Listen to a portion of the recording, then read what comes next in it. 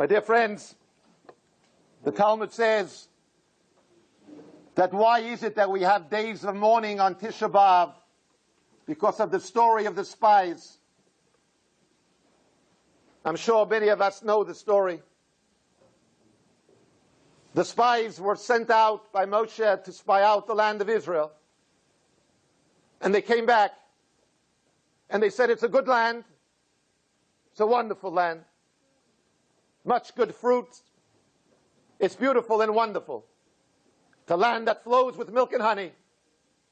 But you know what? We're not going in to engage in battle because we're going to lose. Our enemies are giants, and they're going ahead to demolish us if we engage them in war. And we're not going. Comes along the Talmud and says that the people the Torah records were crying, and the Talmud records and presents Hashem as if saying, Atem, you cry tears for no reason.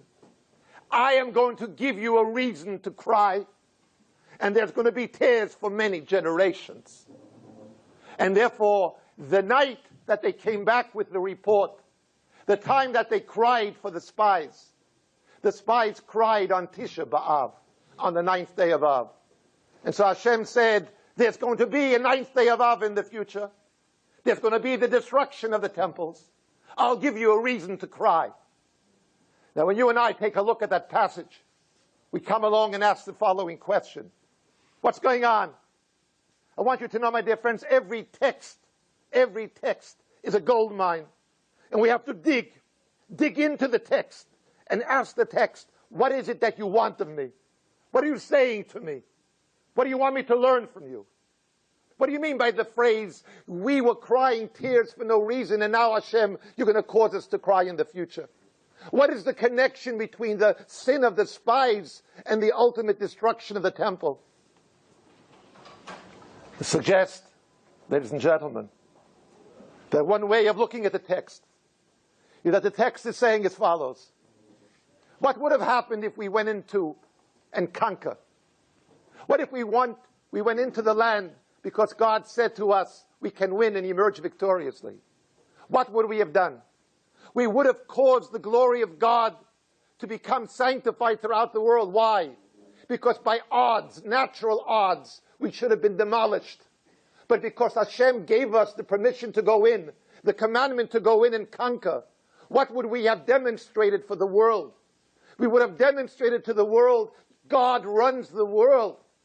And even though by natural law and order we should not win the battle, but because Hashem told us we're going to win, we have won.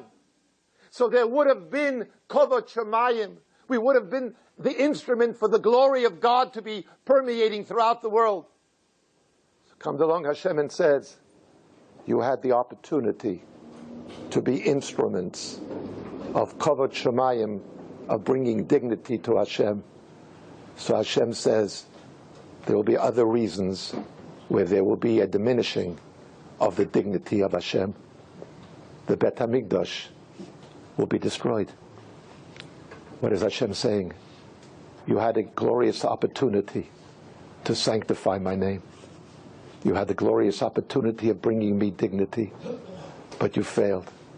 So I want you to know, Klal Yisrael, there's going to come a time when you're going to cry for the loss of the Bet HaMikdash. And those tears are going to be for the lack of the dignity of my name.